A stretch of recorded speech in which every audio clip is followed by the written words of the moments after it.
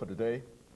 The guest is Dr. Smith, who is the former chancellor of the Tennessee Board of Regents, as well as a candidate for the governorship of the state of Tennessee.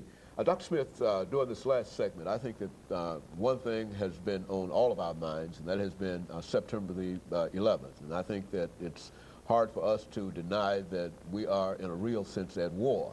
And as a candidate for the gubernatorial position in the state of Tennessee, I'm sure that you've had some thoughts in terms of what our situation is and what we ought to do and what ought to be the response of state government to this radical change in the general situation. Let's talk about that during the last segment of this program. Okay, Dr. Haney, I really think words are inadequate to describe what a great tragedy that was for our country and for the world, because I think we've been thrown into uncharted waters.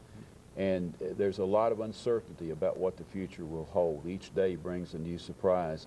And I think what it means for anyone who's running for governor is that the job description has changed with what happened on September the 11th, because things that have been on the back burner for many years have suddenly been thrust forward.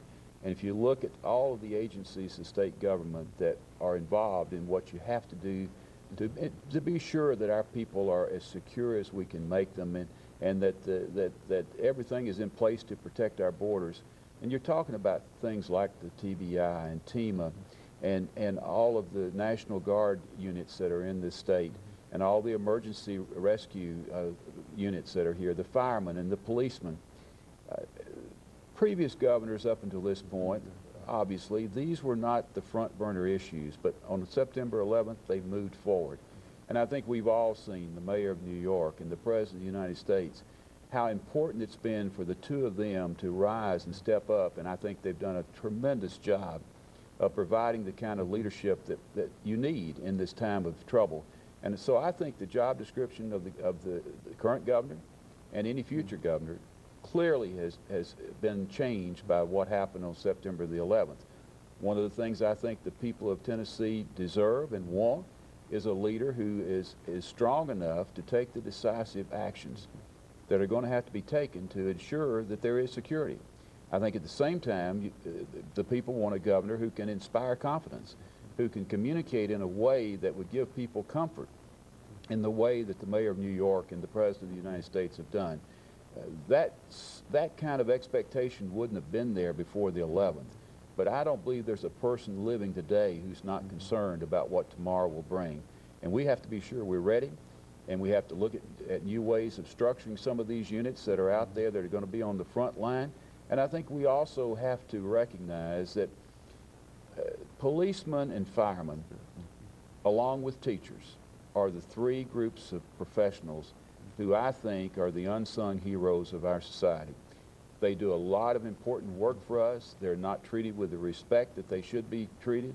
They're not rewarded with pay the way that they should be. I think we have to refocus that discussion and recognize if there was any good that came out of September the 11th, I think it did raise the people's awareness of the critical role that firemen and policemen play in our society. And I think it's the incumbent upon the leader, whether that be the governor or the president or the mayor or whoever it is to be sure that we bring those people to the forefront, that we bring the National Guard and TEMA and the TBI, that we get, and the Capitol Police and all of the different ones who are involved. We're going to have to give them more attention. We're going to have to give them more resources.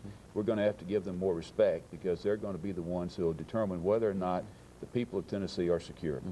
And so, Dr. Smith, over the last couple of minutes that we have here, let's look at the voter participation and what you'd like to say over the last couple of minutes to the potential voters out there. What are some of the things that you'd like to leave them with this morning? Well, I think, first of all, that all of us as Americans have to be concerned about the gradually declining numbers and percentages of people who vote.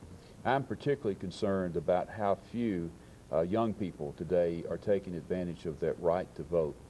We need to be sure that we energize them, and I think one way you energize them is hopefully through your campaign, that you can be the candidate who can inspire confidence, a candidate that the people can be proud of, a candidate that will be respected, a candidate, if you happen to be a Democrat, I think one thing that would be very good for a Democratic voter is to know that the candidate who is running is somebody that you are not just for, but you're excited about and you're emotional about, and you want to see that person win because you know that that person once in office is going to be able to do what will help the people of Tennessee. And that's what my campaign is going to be about.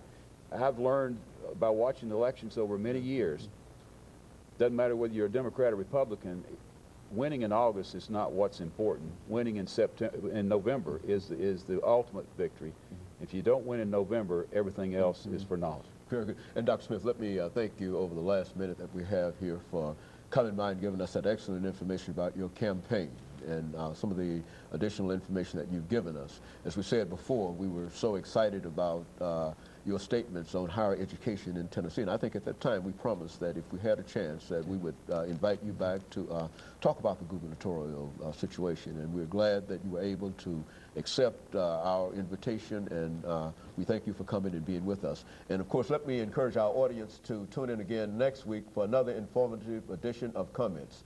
Thank you and good morning.